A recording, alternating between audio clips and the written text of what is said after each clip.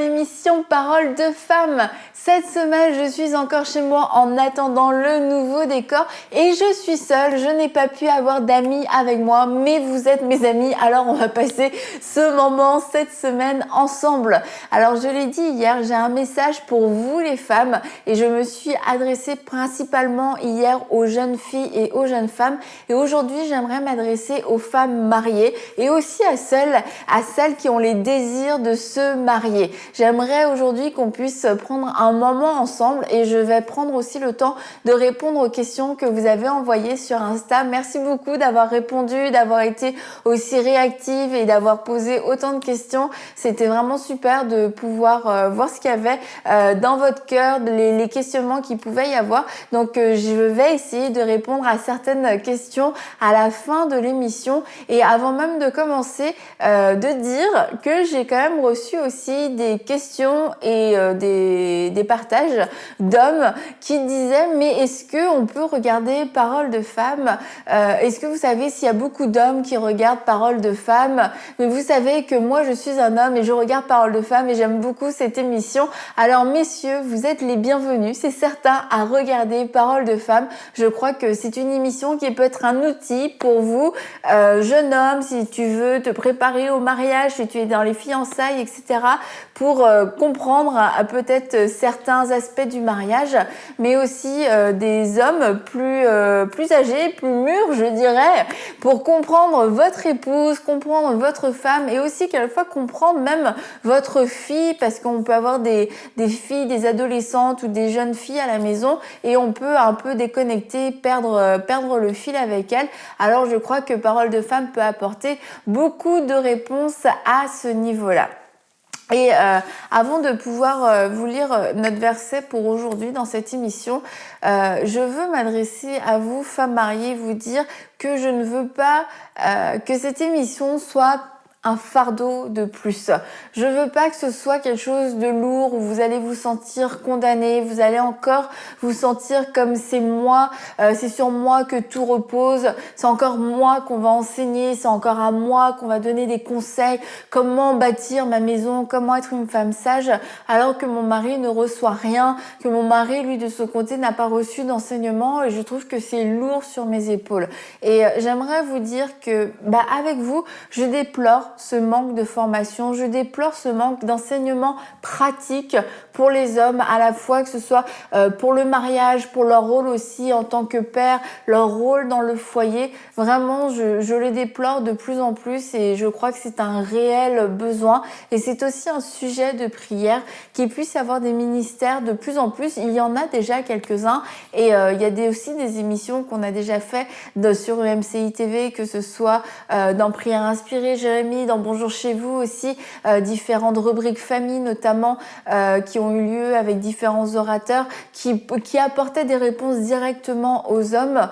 Mais c'est vrai que c'est quelque chose qui aujourd'hui manque et ça faisait partie aussi des questions que j'ai reçues. À quand Parole d'homme? À quand Parole d'homme? Je le demande aussi et c'est pour ça que je veux dire, je veux pas rajouter un poids sur vous, je veux pas vous dire encore tout ce que vous devez faire, tout ce que vous ne devez pas faire. En tout cas, sachez que ce n'est vraiment pas mon cœur, ce n'est pas mon intention, puis ce n'est pas non plus l'intention du Seigneur que de vous charger d'un fardeau qui est trop lourd pour vous et ni de vous accuser dans vos faiblesses, dans les choses encore à changer. Mais c'est certain que le message de l'Évangile est un message de responsabilité, un message qui nous est adressé personnellement et on a cette liberté d'y répondre personnellement aussi. Et lorsqu'on y répond, on a du coup cette responsabilité d'être ou pas quelqu'un qui va pratiquer, qui va mettre la parole en pratique, peu importe les circonstances.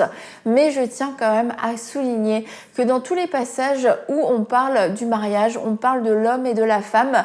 Lorsque Dieu va parler à la femme, Dieu va parler à l'homme parce que le mariage, c'est l'union de deux personnes. Et pour que ça puisse fonctionner, les deux personnes ont besoin de coopérer. Alors quand Dieu dit à la femme, « Femme, soyez soumise à vos maris », il dit aussi « Marie, aimez vos femmes ». Toujours Dieu dit, voilà, il y a deux parties dans ce mariage, il y a deux parties dans cette alliance et chacun, vous avez votre responsabilité. Chacun, vous avez votre rôle à jouer et à chacun, je vous adresse une parole, je vous adresse une instruction qui vous est propre. Mais maintenant, chacun est libre finalement devant Dieu de pouvoir s'y soumettre, de pouvoir obéir à la parole de Dieu.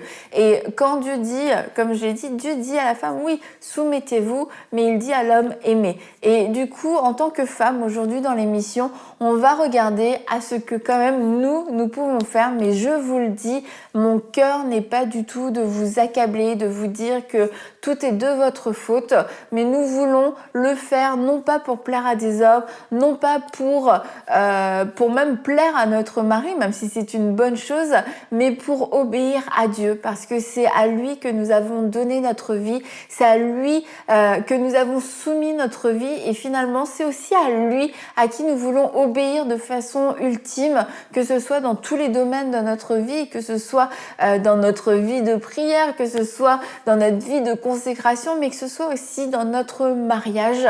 Et de vous dire, vous ne le faites pas seulement pour un homme, vous ne le faites pas seulement pour votre mari, vous le faites devant Dieu, parce que c'est bon devant Dieu, parce que c'est agréable devant Dieu, et c'est d'abord envers lui que nous voulons remplir aussi nos vœux d'alliance. Donc on va lire ensemble dans 1 Pierre 3, le verset d'ailleurs que j'ai lu hier concernant les tresses et le maquillage. J'ai répondu à cette question sur le maquillage et les tresses. Donc si vous voulez avoir la réponse, n'hésitez pas à aller écouter l'émission d'hier, message aux jeunes filles et aux jeunes femmes. Donc 1 Pierre 3, 1. Vous de même, femmes, soumettez-vous à votre mari. Ainsi, ceux qui refusent de croire à la parole pourront être gagnés sans parole par la conduite de leur femme en observant votre manière de vivre pure et respectueuse, que votre parure ne soit pas une parure extérieure, cheveux tressés, ornements d'or ou vêtements élégants, mais plutôt celle intérieure et cachée du cœur, la pureté incorruptible d'un esprit doux et paisible, celui qui est d'une grande valeur devant Dieu. C'est ainsi que les femmes saintes qui espéraient en Dieu se paraient autrefois. Elles se soumettaient à leur mari, comme Sarah qui a obéi à Abraham en l'appelant son Seigneur. Vous êtes devenues ses filles en faisant ce qui est bien, sans vous laisser troubler par aucune crainte. Alors je le redis, ce n'est pas pour vous mettre un fardeau ou un poids, mais c'est pour nous rappeler aussi une promesse que nous avons. Nous avons cette promesse, oui, on va chercher, on va voir, on va découvrir la promesse. Ce n'est pas la promesse de la soumission, mais nous avons cette promesse de pouvoir vivre dans la douceur et dans la paix. Parce que le Seigneur ici nous dit « Ayez cette parure intérieure et cachée du cœur, la pureté incorruptible d'un esprit doux et paisible. » Et Dieu ne nous demande pas de vivre ou d'avoir quelque chose qu'il ne nous a pas donné. Et nous avons reçu cet esprit doux et paisible. Et en tant que femme mariée, j'aimerais vous encourager à protéger cet esprit doux et paisible. Cet esprit doux et paisible qui est peut-être devenu au fur et à mesure des années, des déceptions, des disputes, de tout ce qui a pu se passer, des frustrations, des blessures, qui est devenu un esprit amer et agité. Et je veux vous rappeler, Dieu vous a donné un esprit doux et paisible. Et revenir à cet esprit doux et paisible. Vous rappelez, j'ai été créée avec un esprit doux et paisible. C'est ma condition, c'est ma nature. Je suis une femme douce et paisible. Et quand je parle d'un esprit doux et paisible, je ne parle pas d'une femme qui va seulement parler d'une toute petite voix, qui va se mettre dans un coin, on la remarque pas. Ah voilà, ça c'est une femme douce et paisible. Non, parce que rappelez-vous, on parle de la parure intérieure et cachée du cœur. Ça veut dire qu'on parle de ces choses à l'intérieur, ces choses qui font vraiment partie de nous. Et c'est pas une apparence, c'est pas un jeu, c'est pas juste pour paraître douce et paisible. Je l'ai déjà dit plusieurs fois dans Parole de Femmes, mais j'ai plusieurs fois rencontré des femmes qui avaient des petites voix douces mais qui étaient très méchantes et qui disaient des choses très méchantes et très blessantes avec une petite voix douce, et ça, ce n'était pas un esprit doux et paisible. Et d'ailleurs, c'est aussi une chose dont on peut parler aujourd'hui, c'est de ne pas chercher à être cette femme justement avec sa petite voix, etc., pour se dire c'est ça être une bonne épouse. Non, c'est pas ça être une bonne épouse. Il y a des excellentes épouses qui ont un esprit doux et paisibles, mais qui ont une voix forte et qui prennent de la place, qui sont très extravertis, voilà, c'est des femmes qui passent pas inaperçues, mais pourtant leur parure intérieure est cachée, est un esprit doux et paisible. C'est des femmes qui ne sont pas en train de nourrir de l'amertume, des femmes qui ne sont pas en train de nourrir des pensées de division, des pensées de dispute. C'est des femmes qui ne sont pas en train de ronger leurs freins de l'intérieur, puis juste de l'extérieur, elles ont l'air gentilles, elles ont l'air épanouies. Non, on parle vraiment, qu'est-ce qui se passe? Que se passe-t-il à l'intérieur de toi? Est-ce que tu es agité par l'amertume, agité par l'offense, agité par la frustration? Et je veux vraiment vous rappeler, vous avez reçu cet esprit doux et paisible. C'est vraiment rattaché à notre identité et à notre rôle en tant que femme mariée, en tant qu'épouse, d'avoir cet esprit doux et paisible. Et je crois que certaines d'entre vous, vous devez tout simplement le reconquérir, vous devez le retrouver et vous devez après le protéger. Nous devons protéger cet esprit doux et paisible. Mais encore une fois, ce ne sont pas juste des apparences, ce ne sont pas juste des photos ou un semblant au niveau de notre ton de voix, de notre façon d'être. Ça commence de l'intérieur et ça va se manifester à l'extérieur. Mais encore une fois, nous sommes toutes des femmes différentes. Nous manifestons toute la douceur et la paix d'une façon différente. Et parmi vous qui nous écoutez, il y a des femmes, vous êtes plus exubérantes peut-être que la plupart de vos amis, que vos sœurs, que vos belles-sœurs, que votre belle-mère.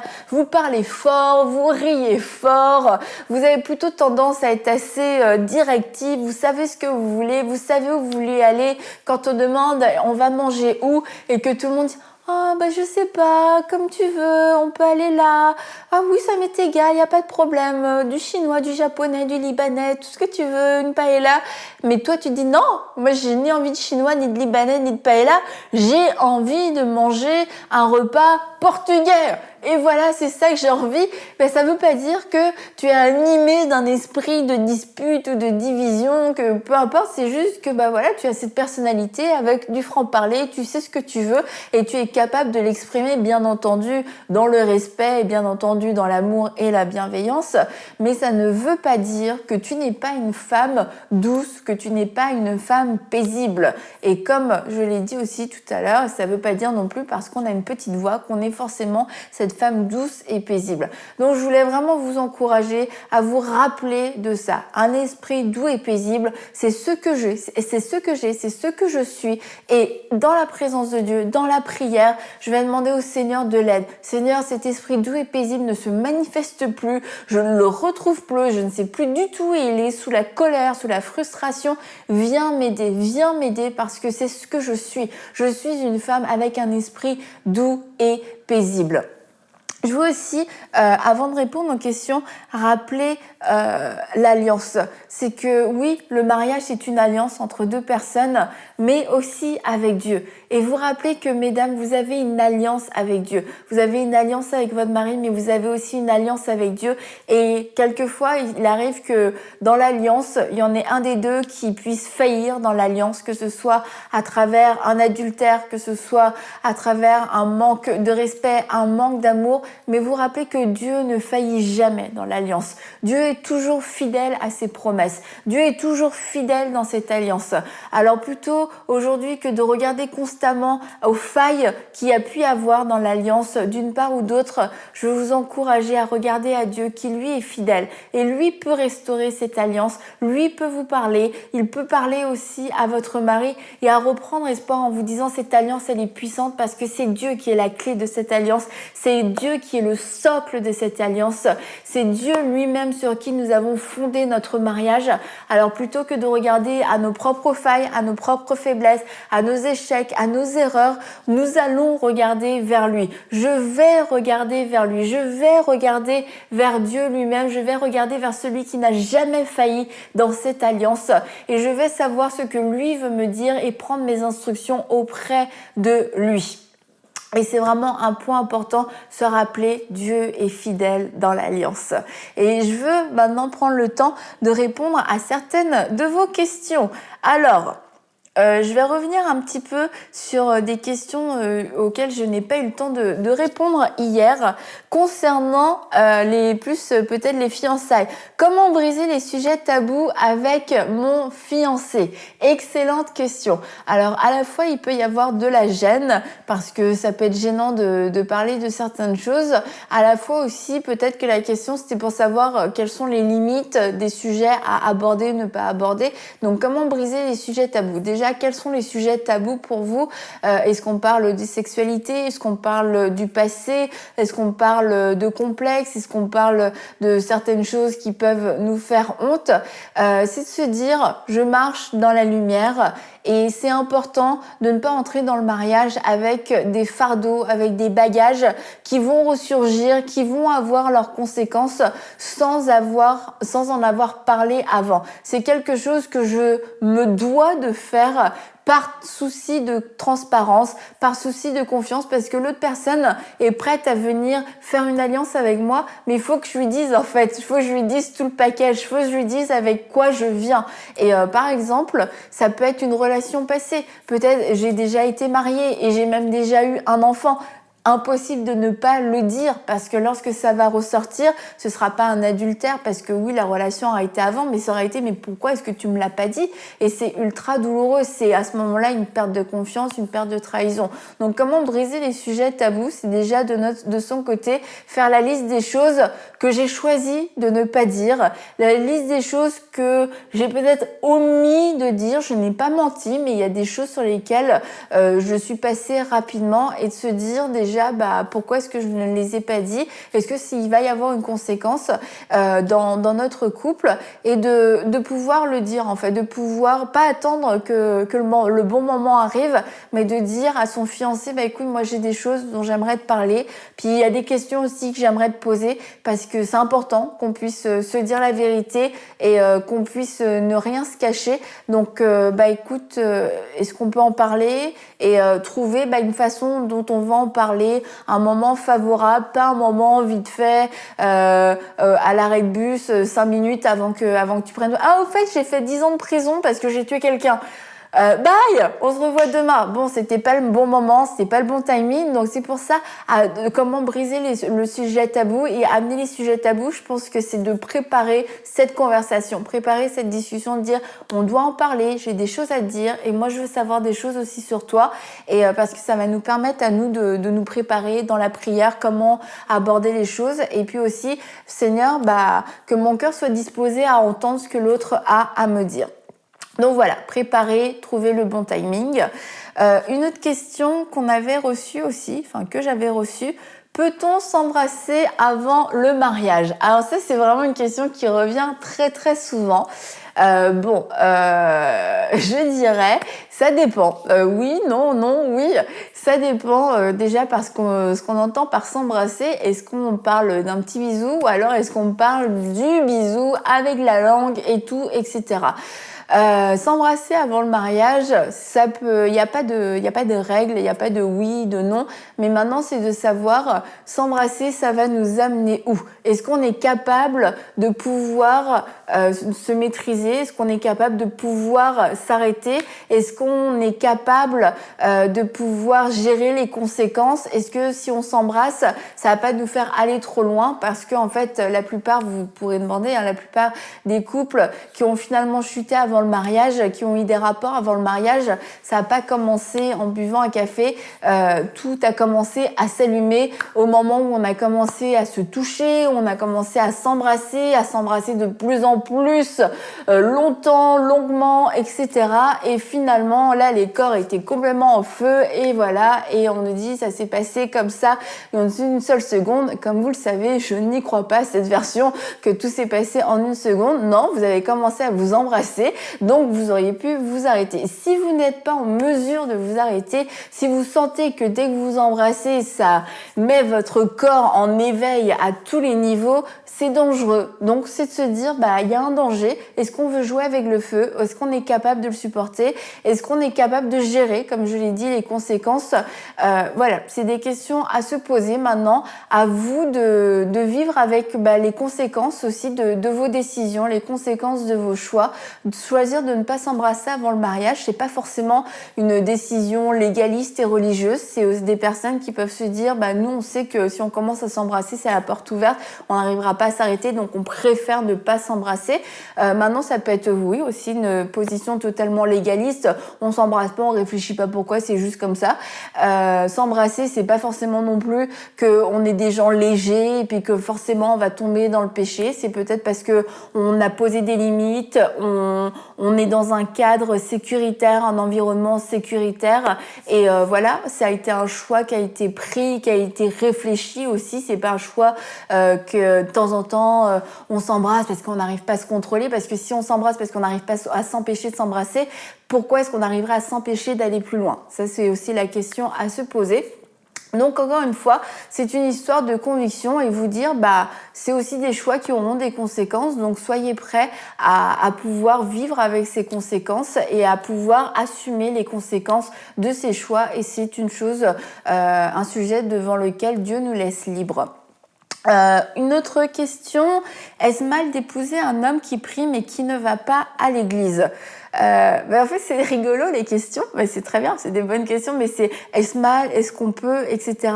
Et en fait, c'est souvent des questions, il n'y a pas de oui ou de non. Alors à la fois, ça montre une certaine crainte de Dieu, de se dire, moi je veux plaire à Dieu, mais je veux aussi vous encourager à aller plus loin quand vous vous posez des questions, à vous dire, mais c'est quoi la source, la racine? Est-ce que c'est mal d'épouser un homme qui ne va pas à l'église en tant que tel? Non, c'est pas mal, c'est pas un péché d'épouser un homme qui ne va pas à l'église. Maintenant, pourquoi est-ce que cet homme ne va pas à l'église? Est-ce que c'est parce qu'il refuse de se soumettre à une autorité? C'est parce qu'il trouve que tous les pasteurs disent n'importe quoi, que les églises, c'est qu'une bande d'hypocrites? Le fait d'avoir ce genre de réflexion, ce genre de manière de penser, ça peut montrer de l'orgueil. Ça peut montrer un homme qui ne veut pas écouter de conseils, qui ne va avoir de compte à rendre à personne, qui ne veut pas qu'on se mêle de ses affaires. Et du coup, le jour où il y a des difficultés, le jour où on a besoin de parler, puisqu'on ne va pas à l'église, puisqu'on ne veut pas s'ouvrir, puisque Dieu est notre lien direct et qu'on a besoin de personne, est-ce qu'on va pas se retrouver dans une situation d'isolement, une situation où on n'aura pas ce droit de pouvoir aller chercher de l'aide? Donc non, c'est pas mal de se marier avec quelqu'un qui ne va pas à l'église, mais maintenant pourquoi cette personne ne va pas à l'église? Et sachant que l'église locale, c'est vraiment un bienfait, c'est un avantage, c'est un privilège dans une vie de couple, dans une vie de famille, et ne pas vouloir aller à l'église, ça peut juste être le reflet de d'autres choses dans le cœur qui peuvent être dangereuses et nuisibles pour le mariage. Donc j'espère que ça a répondu à la question. Alors après, une autre question. Comment faire pour ne pas se lasser dans le mariage? Alors, changer de mari ou changer de femme, c'est pas une option. Donc, comment faire pour ne pas se lasser dans le mariage en gardant la même femme et le même mari? Je pense que c'était le complément de la question. Écoutez, déjà, j'aimerais dire que quand on se marie pour la vie, il y a plein d'années qui passent et dans ces années, il se passe tellement de choses. Déjà, physiquement, on change. Après, s'il y a des enfants, l'arrivée des enfants va amener encore une nouvelle dynamique. Selon l'âge des enfants, on risque de déménager. Souvent, on déménage. On peut changer de travail. On va vivre des choses différentes et tout ça. Ce qui fait que déjà, le mariage va vivre en lui-même différentes saisons, va vivre des changements. Maintenant, ces changements peuvent contribuer à venir nourrir, à venir enrichir le mariage, ou alors ces changements, s'ils sont pas pris de la bonne façon, peuvent contribuer à éloigner les personnes et puis à tomber dans un espèce de fonctionnement très fonctionnel en fait. Faut que ça fonctionne, on a des enfants, faut qu'ils soient nourris, faut qu'ils mangent, faut que le lâche soit propre, faut faire des repas, faut amener un tel et un tel, on prend des vacances parce que notre travail nous donne des vacances, mais il y a plus de passion. Et en fait, à travers ces changements, à chaque changement, de se dire mon couple doit être enrichi, mon couple doit vivre quelque chose de plus à cause de ce changement. On change de ville, on change de pays, on le fait ensemble, on va vivre cette aventure ensemble. Oui, on a des enfants, oui, on a des responsabilités, oui, il y a des choses difficiles, mais on découvre un nouveau pays ensemble, on découvre une nouvelle culture ensemble, on découvre une nouvelle cuisine ensemble. On peut tout transformer comme étant une aventure excitante.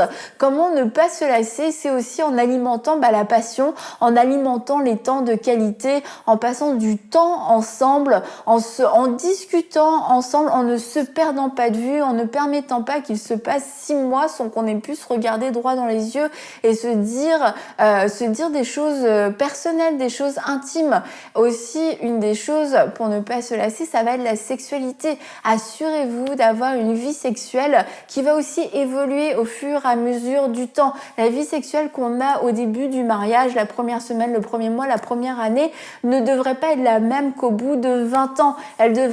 Au bout de 20 ans, elle est différente, elle est plus mature, elle est je dirais pas moins fougueuse, c'est pas ça la chose, mais elle est plus forte, elle est plus riche, elle est beaucoup plus, on se connaît mieux et il y a cette évolution dans la sexualité qu'on ne peut vraiment pas négliger. Donc une des façons de ne pas se lasser l'un de l'autre, c'est passer son temps à se redécouvrir, passer son temps à découvrir l'autre, à se dire il y a encore quelque chose à découvrir, il y a encore quelque chose aussi qu'il peut découvrir de moi, apprendre à faire des choses ensemble, vivre, j'ai dit des nouvelles aventures, mais apprendre quelque chose ensemble, faire une nouvelle activité ensemble pour éviter de tomber dans la routine. Et je veux terminer pour cette question en disant le mariage est fait de plein de saisons différentes et toutes ces saisons sont belles, toutes ces saisons sont extrêmement différentes, elles n'ont pas les mêmes rythmes, elles n'ont pas les mêmes formes avant et après un bébé, c'est pas forcément pareil, mais à chaque fois cette saison doit enrichir votre mariage et chaque virage, chaque changement peut apporter un plus à votre mariage. Et pour terminer, je pense que deux questions. Est-ce qu'une femme peut avoir plus de désir sexuel que son mari? Je dis gloire à Dieu pour vous, monsieur. Si je sais plus si c'est une femme ou un homme qui avait posé cette question. Oui, une femme peut avoir plus de désir sexuel que son mari. Maintenant, si le mari n'a aucun désir sexuel, faut peut-être creuser et savoir pourquoi. Mais une femme qui a des désirs sexuels n'est pas une femme qui a un problème, une femme qui est impure. C'est une femme qui assume pleinement sa sexualité, qui est épanouie dans sa sexualité et qui partage ses besoins à son mari. Alors, gloire à Dieu. Dernière question, est-ce qu'une bonne épouse doit forcément cuisiner et faire le ménage? Alors, je dirais qu'une bonne épouse ne doit pas forcément cuisiner et faire le ménage, mais une bonne épouse, selon la Bible, nous dit que les femmes plus anciennes doivent enseigner aux plus jeunes à aimer leurs enfants, aimer leur mari aussi, à prendre soin de leur maison à travers les soins domestiques. Donc, une bonne épouse doit faire en sorte qu'il y ait de la bonne nourriture et qu'il y ait une maison propre pour elle et pour sa famille et pour son foyer. Alors maintenant, que ce soit elle qui le fasse ou quelqu'un d'autre qui le fasse, eh bien écoutez, ça dépend de la culture, ça dépend des moyens, ça dépend de la société dans laquelle on est, mais peu importe, en tout cas c'est notre responsabilité, oui, en tant que femme, de faire en sorte qu'il y ait que la maison, que la foyer soit un endroit harmonieux. Maintenant, comme je vous l'ai dit, que ce soit vous ou pas qui le fassiez, si le résultat est là, le résultat est là. Gloire à Dieu, j'ai envie de dire. Donc voilà, j'espère avoir pu répondre à quelques-unes de vos questions. Demain, on va continuer et demain, je m'adresserai particulièrement aux mamans et encore une fois à celles qui ont le désir aussi d'être maman. Je pense qu'il y aura des conseils qui pourront vous servir. Alors, on se retrouve demain pour une prochaine émission de Paroles de Femmes.